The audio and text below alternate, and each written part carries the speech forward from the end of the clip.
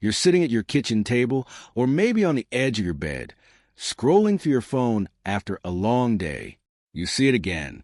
Another clip, another calm voice telling you to just automate your savings, or spend less than you earn, or invest consistently and let compound interest do the work. And for a second, it almost feels comforting. Like, okay, that makes sense. I get that. But then you lock your phone. You look around. The rent is due soon. Your brain is tired. Tomorrow is another full day.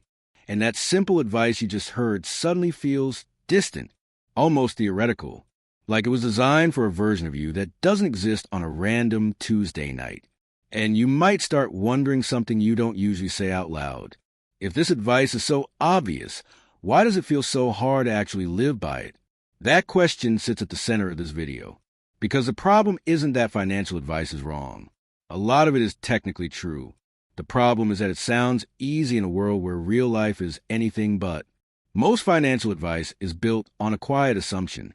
An assumption that you're calm, that you're rested, that you're thinking clearly, that you have emotional space to make rational decisions whenever money comes up. But that's not how most people experience money. For most adults, money decisions happen when you're already stressed. When you're already juggling work, family, expectations, fatigue, and 1,000 tiny choices that drained your mental energy before noon.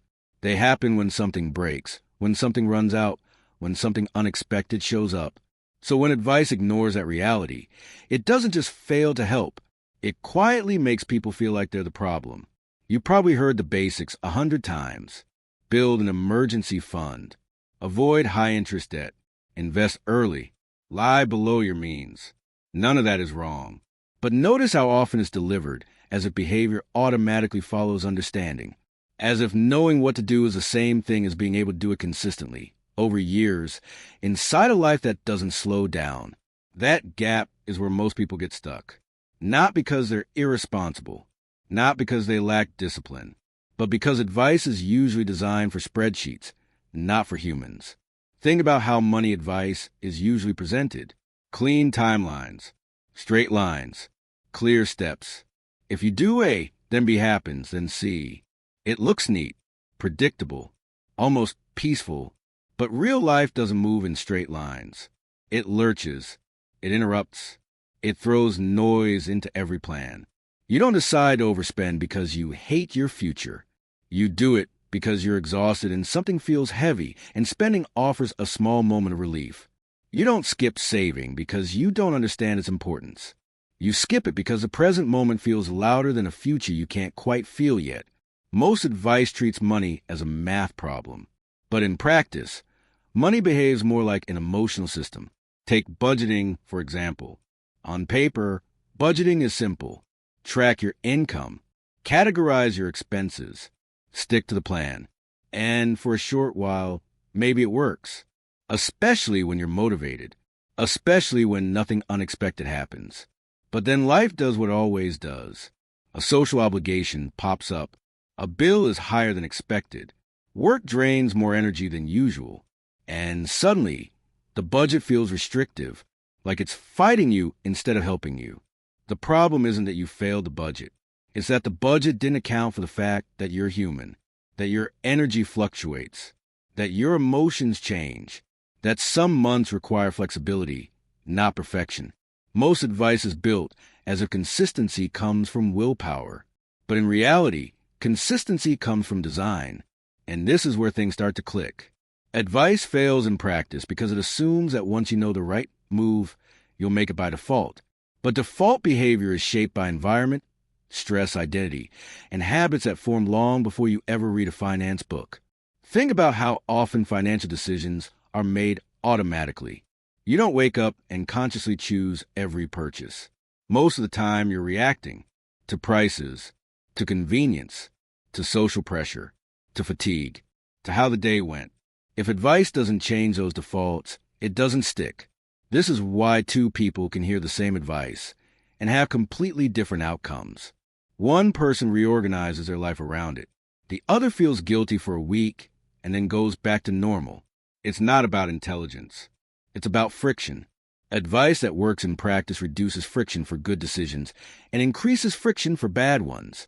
Advice that fails just tells you what the right choice is and leaves the hard part to you. Another reason advice sounds easy is because it's often told from the finish line. You hear from people who already made it through the hardest phase. They talk about investing calmly because they're no longer one emergency away from chaos. They talk about patience because they've already seen the payoff. But when you're still in the middle, patience feels abstract. Long-term thinking feels unfair. And advice that skips over that emotional reality can feel dismissive, even if that's not the intention. There's also a timing problem that doesn't get talked about enough. Financial advice often assumes that the best decision is always available to you right now. But timing matters. Try to optimize investments while drowning in stress and instability is like trying to renovate a house while it's on fire. The advice might be technically correct, but it's misaligned with your current reality. That's why many people feel like they're bad with money, even when they're trying hard. They're applying advice meant for stability while living in survival mode. Here's the turning point that changes how all of this feels. The goal of financial advice isn't to make perfect decisions. It's to create conditions where good decisions become easier than bad ones. Once you see that, a lot of guilt starts to fade. You stop asking, why can't I stick to this? And start asking, what's making this hard to stick to? And that question leads to solutions that actually fit into real life. Instead of forcing yourself to budget perfectly, you might simplify. Fewer categories, more margin, room for error. Instead of relying on motivation to save, you might automate in a way that doesn't leave you feeling squeezed. Instead of shaming yourself for emotional spending, you start noticing patterns. When does it happen? After what kind of day? In response to what feeling? This isn't about lowering standards. It's about aligning systems with reality. Money gets easier not when you become more disciplined, but when your environment supports the behavior you're trying to build. When your choices don't require constant self-control. When progress happens quietly in the background. And this is why advice that sounds boring often works better than advice that sounds impressive. Quiet systems beat heroic effort every time. There's also an identity layer here that matters more than most people realize. If you secretly see yourself as bad with money, advice feels like proof of failure. Every slip-up reinforces the story. But if you start seeing money as a skill you're practicing under imperfect conditions, mistakes become information, not verdicts. That shift alone can change how you engage with advice. You stop trying to overhaul your life overnight and start making small, structural changes that compound over time. This is also why calm, boring progress tends to stick. It doesn't demand emotional highs. It doesn't rely on fear. It just quietly moves you forward. So what does applying this actually look like in real life? It looks like designing your finances around your lowest energy days, not your most motivated ones. It looks like building buffers instead of razor-thin plans. It looks like accepting that some months will be messy and planning for that instead of pretending they won't happen. It looks like choosing fewer goals and sticking with them longer, like prioritizing stability before optimization. Like understanding that peace of mind is a financial asset, even if it doesn't show up on a spreadsheet. Most importantly, it looks like being kinder to yourself without lowering your expectations. You're not failing because advice feels hard to follow.